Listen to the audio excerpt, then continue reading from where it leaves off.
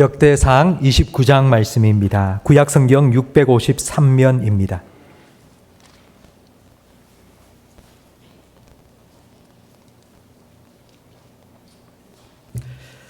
역대상 29장 10절부터 19절까지 저와 성도님들 한 절씩 번갈아가며 읽겠습니다. 다윗이 온 회중 앞에서 여호와를 송축하여 이르되 우리 조상 이스라엘의 하나님 여호와여 주는 영원부터 영원까지 송축을 받으시옵소서. 여호와여 위대하심과 권능과 영광과 승리와 위엄이 다 주께 속하였사오니 천지에 있는 것이 다 주의 것이로소이다. 여호와여 주권도 주께 속하였사오니 주는 높으사 만물의 머리심이니이다. 부와 귀가 주께로 말미암고 또 주는 만물의 주제가 되사 손에 권세와 능력이 있사오니 모든 사람을 크게 하심과 강하게 하심이 주의 손에 있나이다. 우리 하나님이여 이제 우리가 주께 감사하오며 주의 영화로운 이름을 찬양하나이다. 나와 내 백성이 무엇이기에 이처럼 즐거운 마음으로 드릴 힘이 있었나이까. 모든 것이 주께로 말미암았사오니 우리가 주의 손에서 받은 것으로 주께 드렸을 뿐이니이다. 우리는 우리 조상들과 같이 주님 앞에서 이방 나그네와 거류민들이라. 세상에 있는 날이 그림자 같아서 희망이 없나이다. 우리 하나님 여호와여 우리가 주의 거룩한 이름을 위하여 성전을 건축하려고 미리 저축한 이 모든 물건이 다 주의 손에서 왔사오니 다 주의 것이니이다. 나의 하나님이여 주께서 마음을 감찰하시고 정직을 기뻐하시는 줄을 내가 아나이다. 내가 정직한 마음으로 이 모든 것을 즐거이 드렸사오니 이제 내가 또 여기 있는 주의 백성이 주께 자원하여 드리는 것을 보오니 심히 기쁘도소이다. 우리 조상들 아브라함과 이삭과 이스라엘의 하나님 여호와여 주께서 이것을 주의 백성의 심중에 영원히 두어 생각하게 하시고 그 마음을 준비하여 주께로 돌아오게 하시오며 또 내 아들 솔로몬에게 정성된 마음을 주사 주의 계명과 분명과 율례를 지켜 이 모든 일을 행하게 하시고 내가 위하여 준비한 것으로 성전을 건축하게 하옵소서 하였더라. 아멘. 우리 좌우에 계신 분과 인사 나누겠습니다. 잘 오셨습니다. 은혜 많이 받으세요. 네, 우리 다윗에 관한 말씀을 지난주까지 3번 그리고 오늘 4번 하면은 이제 다윗 설교가 이제 끝이 납니다. 다윗이 왕이 되고 난 후 하나님께 은혜를 많이 받았습니다. 이스라엘 주변에 있는 모든 나라들 하나님께서 다 정복하고 무찌르게 하셨고요.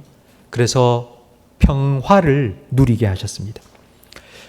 이제는 고생이 끝났고 행복 시작이라 할 수 있었지만 다윗이 보니 자기는 백향목 궁궐에 살고 있는데 하나님의 법궤는 성막 천막에 계속 있었습니다.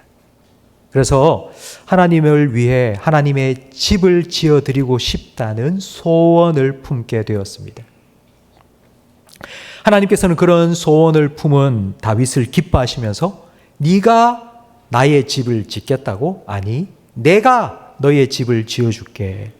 너의 가문이 대대로 견고한 믿음의 가정이 되도록 내가 해줄 거고 네가 지금 다스리고 있는 이스라엘 나라가 영원히 평화로운 나라가 될 수 있도록 내가 지켜주겠다.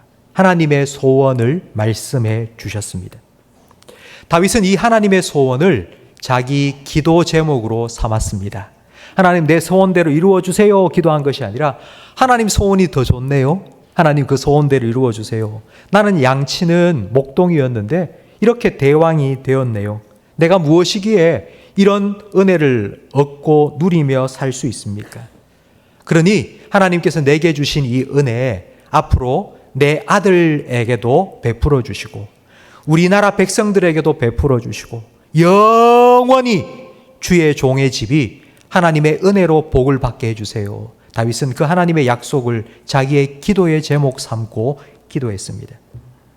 이렇게 다윗이 기도하면서 하나님의 마음을 깊이 깨닫기 시작했습니다. 하나님 집을 지어드리겠습니다 한 다윗의 소원을 얼핏 보면 하나님께서 거절하신 것 같았는데 그게 거절이 아니라는 것을 알게 되었죠. 하나님은 이걸 가르쳐 주고 싶었던 겁니다. 다윗아, 신앙생활이라는 건 네가 나를 위해서 뭔가를 해야 된다, 그게 아니다. 신앙생활은 우리가 하나님을 위해서 뭔가 해드리는 게 아니에요. 하나님께서 우리를 위해서 계속하여 은혜를 베풀어 주시고 그 은혜를 깨닫고 그 은혜를 누리며 사는 것, 그것이 기독교고 그것이 신앙생활이다. 하나님께서는 이것을 다윗에게 가르쳐 주시고 또 가르쳐 주신 것입니다. 이 하나님 아버지의 마음을 깨닫게 되자 하나님 집을 지어드리겠습니다 라고 했던 그 다윗의 마음이 하나님이 아니 됐다 할 때에 싸늘하게 식어버린 게 아니라 오히려 더 뜨거워졌습니다. 우리가 오늘 함께 읽은 역대상 29장 말씀은 다윗이 이런 마음으로 성전 건축은 자기가 못하지만 건축 준비를 어떻게 했는지 기록되어 있습니다. 2절 말씀에 보면 다윗은 금과 은과 모든 건축 자재를 다 준비해 놓았습니다. 근데 이게 중요한 게 아닙니다. 그 다음 3절 말씀이 중요한데요. 우리 역대상 29장 3절 말씀을 화면을 보면서 함께 읽겠습니다. 성전을 위하여 준비한 이 모든 것 외에도 내 마음이 내 하나님의 성전을 사모함으로 내가 사유한 금, 은으로 내 하나님의 성전을 위하여 드렸노니. 아멘.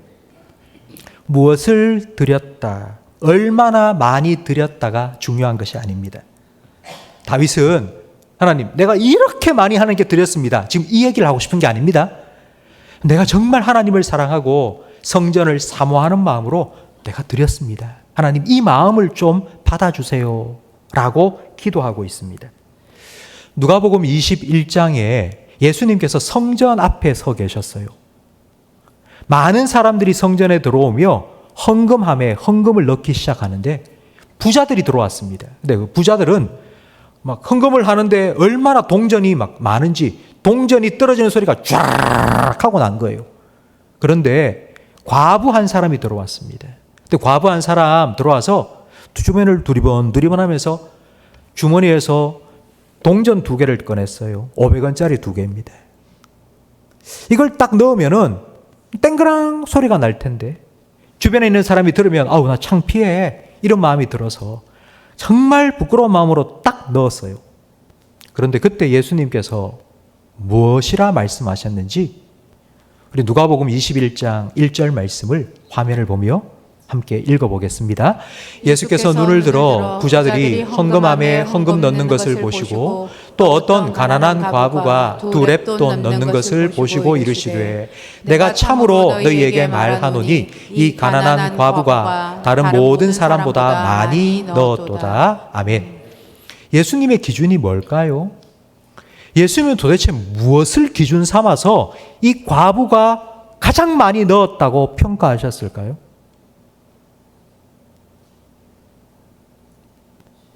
예수님의 기준은 뭘까요? 하나님은 중심을 보십니다. 사람은 외모를 보고 사람은 액수를 보지만 하나님은 중심을 보시고 마음을 보십니다. 얼마나 드렸나? 이게 아니고요. 어떤 마음으로 드렸는가가 핵심입니다. 다윗은 내가 얼마나 하나님께 많이 드렸습니다. 이걸 자랑하고 싶은 게 아니에요. 내가 하나님을 사랑합니다. 내가 성전을 정말 사모합니다. 나는 이 마음으로 하나님께 드렸습니다. 하나님 집을 세우기 위해 내가 준비했습니다. 라고 고백한 것입니다. 이제 이 준비를 다 마친 후에 오늘 본문 10절부터 19절까지 다윗은 모든 이스라엘 백성과 함께 하나님께 감사 예배를 드리는데요. 그 감사의 내용이 무엇인지 11절 말씀을 함께 읽어보겠습니다. 여호와여 위대하심과 권능과 영광과 승리와 위엄이 다 주께 속하였사오니 천지에 있는 것이 다 주의 것이로소이다. 여호와여 주권도 주께 속하였사오니 주는 높으사 만물의 머리이심이니이다. 아멘. 근데 여러분 이 말씀을 잘 보세요. 이 말은 누가 했는 말이겠습니까? 이스라엘 백성들이 다윗에게 한 말이에요. 왕이여, 왕은 정말 위대하십니다. 왕의 권능, 영광 왕은 전쟁만 나갔다 하면 승리, 승리, 승리. 와, 왕 정말 대단합니다. 이 온 나라의 주권이 다윗 왕 당신에게 있습니다. 왕이요, 왕이 우리나라의 우두머리입니다. 머리가 되십니다. 백성들이 다윗을 향해서 막 이렇게 칭송했습니다. 다윗이 얼마나 듣기 좋았겠습니까? 기분이 아마 정말 좋았을 것입니다. 그런데 다윗이 아니야.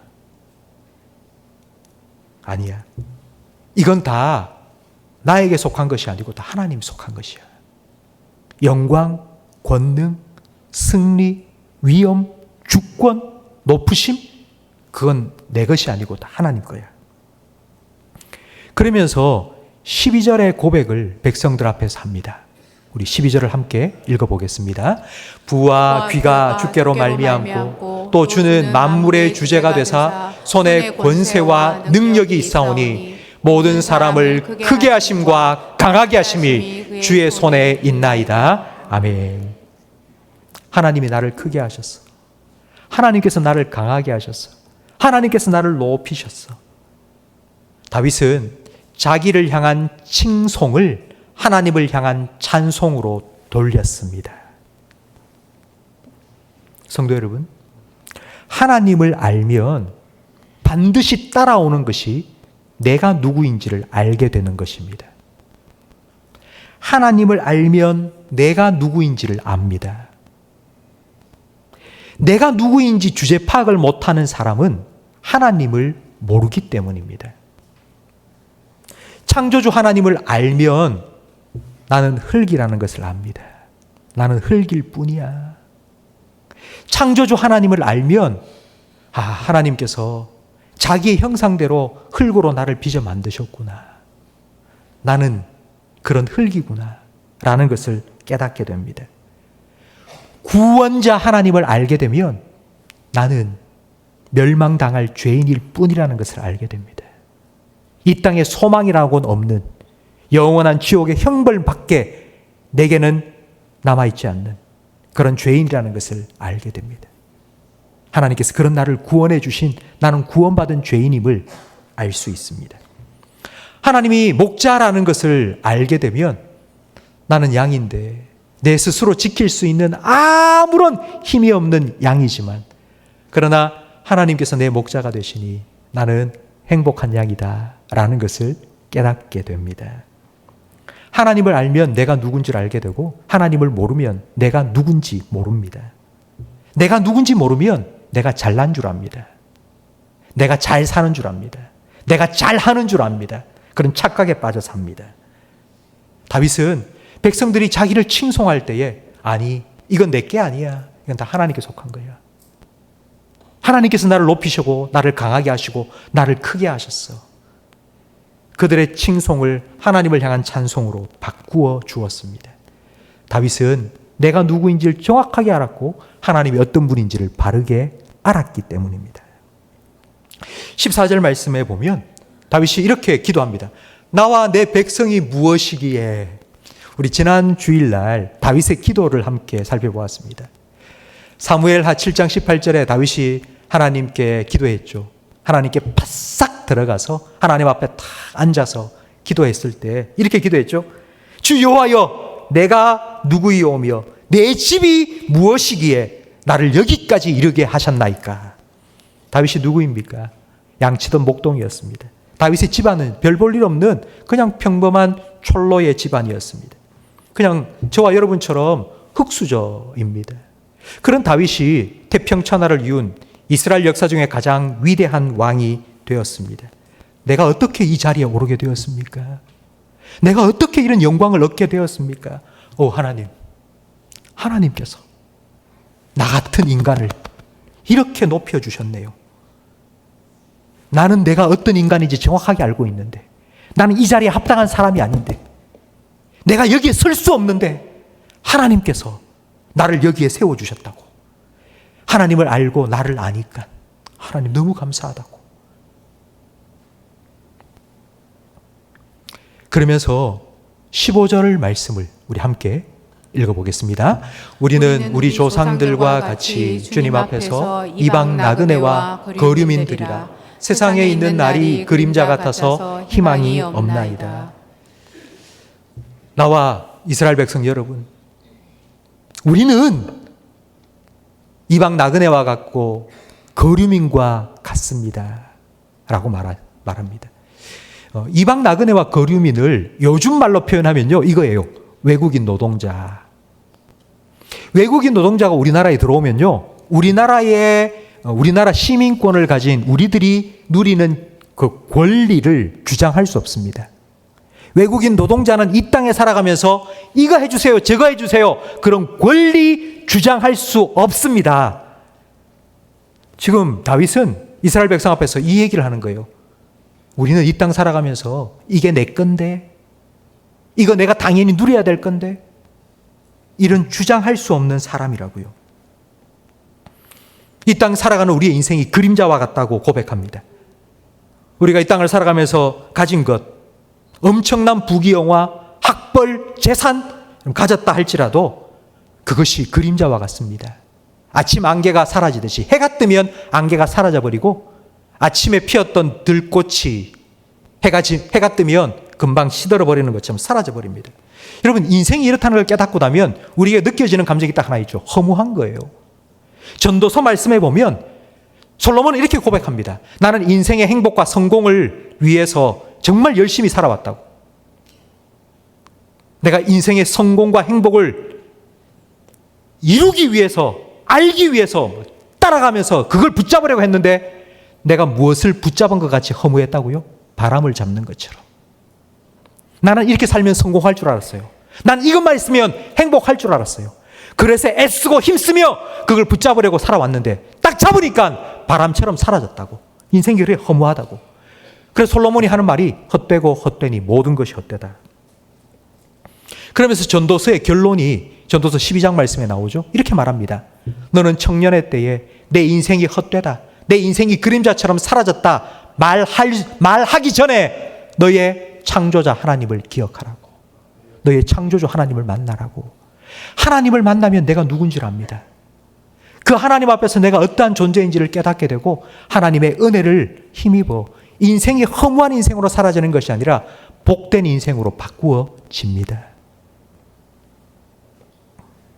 성도 여러분, 하나님을 아는 것과 나를 아는 것, 이 두 가지가 바로 기독교 신앙입니다. 성경은 우리에게 두 가지 지식을 알려줍니다. 하나님이 누구신지, 두 번째는 내가 누구인지. 하나님을 알고 나를 아는 이 두 가지 지식은 우리 기독교 신앙의 핵심이고, 이건 은혜의 공식입니다. 하나님을 알고 나를 알면 우리는 하나님의 은혜를 구하지 않을 수 없습니다. 하나님을 알고 나를 알면 내가 지금까지 살아온 것이 하나님의 은혜였다고 밖에는 고백할 수 없습니다. 물은 높은 곳에서 낮은 곳으로 흐릅니다. 은혜도 마찬가지입니다. 은혜도 높은 곳에서 낮은 곳으로 내려갑니다. 그래서 야고보서 4장 17절 말씀에 보면 하나님께서는 겸손한 자에게 은혜를 베푸시고 교만한 자를 물리치신다고 말씀하셨습니다. 내가 잘난 줄 알고 내가 잘해서 잘 사는 줄 아는 교만한 사람, 그건 높은 사람입니다. 그 사람에게는 하나님의 은혜가 흘러내려갈 수가 없습니다. 겸손한 자에게 하나님께서 은혜를 흘려보내주신다고 말씀하셨습니다. 다윗은 성전 건축은 하나님께서 막으셨지만 건축을 준비해 나가는 과정 속에서 하나님의 은혜를 깊이 깨닫게 되었습니다. 야, 내 삶을 휘감고 뒤덮은 하나님의 은혜. 그 은혜를 깨닫고 나니 그 은혜에 반응하기 시작하는데, 그 은혜의 반응이 오늘 본문 14절 말씀에 나옵니다. 우리 14절을 함께 읽겠습니다. 나와 내 백성이 무엇이기에 이처럼 즐거운 마음으로 드릴 힘이 있었나이까? 모든 것이 주께로 말미암아 싸우니 우리가 주의 손에서 받은 것으로 주께 드렸을 뿐이니이다. 아멘. 은혜의 반응, 은혜를 받은 사람, 아니 은혜를 깨달은 사람의 반응은요, 기쁨이에요. 기쁨. 내가 도대체 무엇인데 이런 은혜를 내게 베풀어 주셨는지 하나님 너무 감사합니다. 기뻐하고 감격하면서 하나님을 위해서 내가 해드려야 되겠다는 마음을 그냥 부담 가지는 게 아니라 기쁨으로 하게 되는 거예요.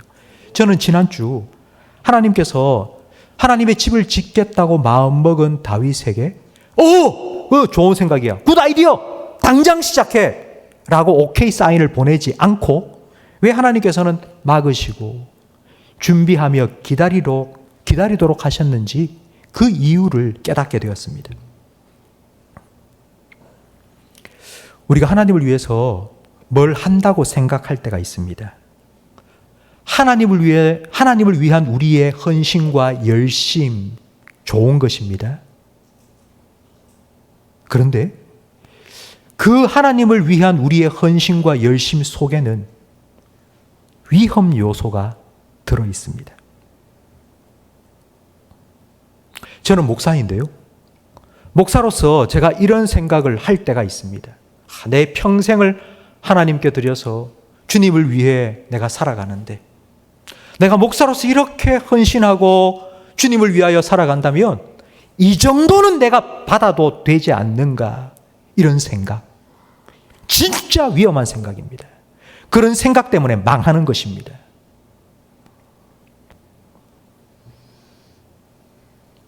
내가 하나님을 위해서 이 정도 했다?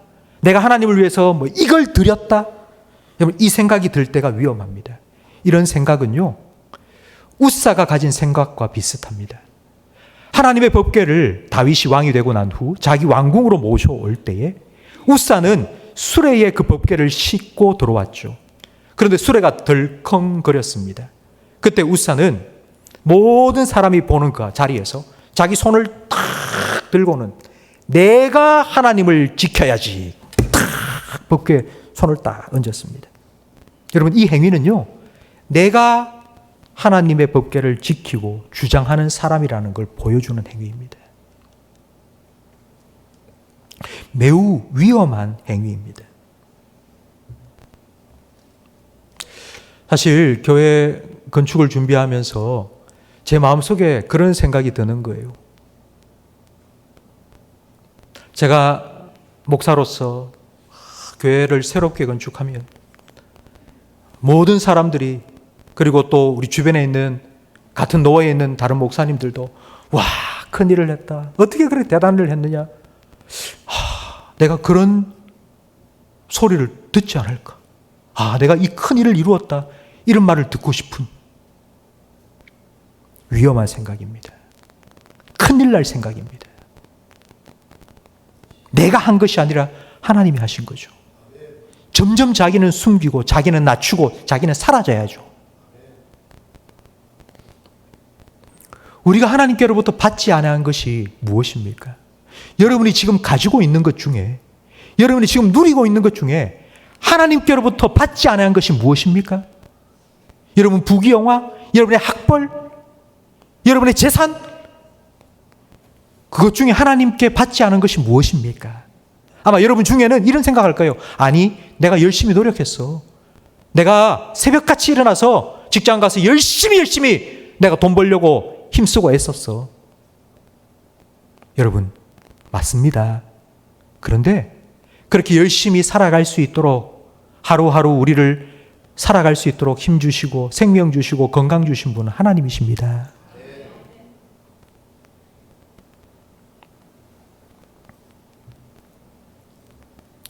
다윗이 하나님, 내가 하나님을 위해서 집을 지어드리겠습니다 라고 말할 때에 굿 아이디어, 당장 시작해 하지 않으시고 뜸을 들이면서 준비만 하게 하신 이유가 바로 이것입니다. 다윗은 내가 하자 하면 하나님도 내가 하자는 것대로 다 해줘, 이런 생각을 위험한 생각을 가질 수 있었던 겁니다. 하나님 보시기에 다윗에게도 분명히 그런 가능성이 있었습니다. 실제로 다윗이 자기가 나라를 다스리면서 좀 평안해졌을 때에 이런 죄를 지었죠? 인구조사를 한 겁니다. 인구조사를 했다는 말은 세금을 거둘 사람이 몇 명인지 알아보는 겁니다. 군대를 소집했을 때 군인이 몇 명 정도 모일 수 있는지 자기의 경제력과 국방력을 한번 헤아려 보기 위해서 인구조사를 한 거예요. 이 말은 내가 얼마나 나라를 잘 다스리고 있는지 한번 확인해 보고 싶다는 교만이었어요. 하나님께서는 그 교만의 죄를 치셨습니다. 전염병이 돌아서 7만 명이 하루아침에 죽었죠. 다윗도 인간입니다. 다윗도 이런 잘못을 저지를 수 있습니다. 하나님께서 아셨습니다. 그래서 하나님께서 성전 건축을 하겠습니다. 인류 역사상 최초로 그렇게 하나님을 위해서 먼저 하나님 내가 이거 해드리고 싶습니다 말한 사람이 다윗이었는데요. 다윗의 그 소원을 하나님께서 그래 뜸을 들이면서 준비만 해라. 넌 준비만 해라. 허락하지 않으신 겁니다. 저는 이걸 보면서 하나님께서 다윗을 얼마나 사랑하셨는지를 깨닫게 되었습니다. 야, 하나님은 정말 다윗을 사랑했구나. 다윗이 이런 교만에 빠지지 않도록 더 겸손해지고 그리고 또 하나님의 은혜를 더 깊이 깨달아 알아갈 수 있도록 하나님께서 그와 같은 시간을 주신 거구나. 그래서 다윗은 그 시간을 통해서 하나님의 은혜를 더 깊이 깨닫고 준비해 나가면서 너무너무 기쁨으로 준비를 한 거예요. 하나님, 내가 가진 이 모든 것이 다 하나님 주신 건데 내가 다시 하나님께로 드릴 수 있어서 난 너무 기쁘다고. 여러분 14절 말씀을 우리 다시 한번 읽어보겠습니다. 나와 내 백성이 무엇이기에 이처럼 즐거운 마음으로 드릴 힘이 있었나이까. 모든 것이 주께로 말미암아 싸우니 우리가 주의 손에서 받은 것으로 주께 드렸을 뿐이니이다. 여러분 아멘. 이 말을 이 고백을 한 다윗의 마음이 느껴지세요? 다윗이 어떤 마음으로 이 고백을 했을 것 같습니까? 다윗 정말 기쁘지 않았겠습니까? 정말 감격스럽지 않았습니까? 다윗의 목소리가 나와 내 백성이 무엇이기 이렇게 즐겁게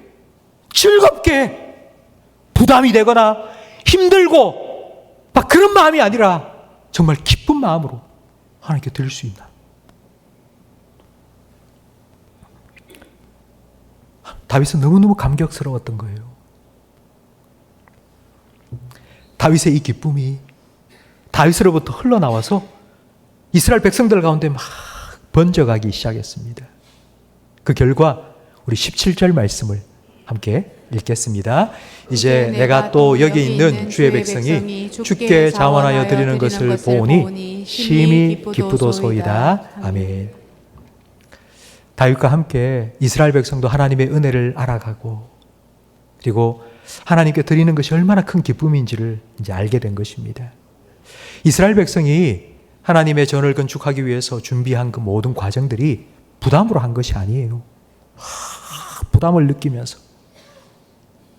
아니면 막 압박을 느껴서 한 게 아니라고요. 막 앞에서 막 하자 하니까 살기 힘들어 죽겠는데 말이야. 그런 마음으로 막 억지로 부득이함으로 그래서 눈치를 보면서 저 사람은 뭐 얼마 했다 하던데 나는 여러분 이런 마음으로 한 게 아니에요. 부담으로 한 것도 아니고요. 압박을 받아서 한 것도 아니고요. 눈치를 보면서 한 것도 아니고요. 그냥 하나님께서 베풀어 주신 은혜대로 기쁨으로 감사함으로 즐거운 마음으로 그렇게 하나님께 드린 겁니다. 여러분 은혜가 전염이 되고 기쁨이 번져나갔습니다. 하나님의 집을 건축한다는 게 얼마나 큰 역사입니까? 그렇게 힘든 일을 이루어가면서 이스라엘 백성들이 이런 마음으로 한 거예요. 즐거운 마음으로, 기쁜 마음으로 너무너무 감사하다. 여러분 우리가 볼 때도 야, 참 대단하다 싶은 생각이 드는데 하나님 보시기엔 어땠습니까? 하나님 보시기에 얼마나 기쁘셨겠습니까? 와, 정말 너무너무 좋다. 하나님께서 보시기에 심히 좋았더라. 하나님도 기뻐하셨을 겁니다. 저는 지난 주간 이 말씀을 준비하면서 그래, 우리가 교회 건축을 하는 과정이 저는 이런 기쁨이 가득 넘치는 과정이 되었으면 좋겠다. 이게 나의 기도의 제목이 되고 나의 기대가 되고 나의 소원이 되어야 되겠다라는 생각이 들었고요. 성도 여러분, 여러분도 함께 이런 우리 교회의 모습을 기대하면서 기도해 주시기 바랍니다. 정말 이게 축제가 되고요. 기쁨이 되기를 바랍니다. 저는 여러분이 부담이 없이 어떻게 이 일을 하겠습니까? 근데 여러분, 막 부담스럽게, 힘들게, 고통스럽게, 막 짜내서 압박을 받아하며, 그리고 눈치를 보면서, 그렇게 한다면은, 저도 원하지 않는 것일 뿐만 아니라, 하나님께서 그거 원치 않는다 하셨어요. 그런 마음으로 안 하셔도 괜찮아요. 기쁨으로, 즐거움으로, 하나님 은혜에 감사한 마음으로 그렇게 하시면 됩니다. 우리 오늘 본문 14절 말씀을 다시 한번 읽겠는데요. 여러분, 이 말씀이 우리의 기도의 제목이 되기를 바랍니다. 이게 우리 모든 성도들의 고백이 되기를 저는 간절히 바랍니다. 우리 이 말씀을 다시 한번 다 같이 읽겠습니다. 나와 내 백성이 무엇이기에 이처럼 즐거운 마음으로 드릴 힘이 있었나이까. 모든 것이 주께로 말미암아 싸우니 우리가 주의 손에서 받은 것으로 주께 드렸을 뿐이니이다. 아멘. 하나님께서 베풀어 주신 은혜, 그걸 깊이 깨달으니 그 은혜가 다윗을 통해서 백성들에게 전염되었습니다. 그 은혜가 전염되자 백성들도 다 함께 막 압박을 받고 부담스럽게 막 눈치를 보면서 뭐 이렇게 한 게 아니라 다들 자원하며 기쁨으로 하나님께 드렸고요. 그러면서도 이스라엘 백성 가운데는 야, 이렇게 드릴 수 있는 게 너무 감사하다고. 하나님이 내게 주셨기 때문에 내가 드릴 수 있으니 하나님의 은혜가 얼마나 크고 놀라운지 또 기뻐하고 감사하면서 그렇게 그 큰 역사를 이루어 갔습니다. 성도 여러분, 이 다윗의 고백이, 이 이스라엘 백성의 하나님을 향한 이 찬양의 고백이 저는 저와 우리 성도님들의 고백이 되고 기도의 제목이 되고 간증이 되기를 주님의 이름으로 축원합니다.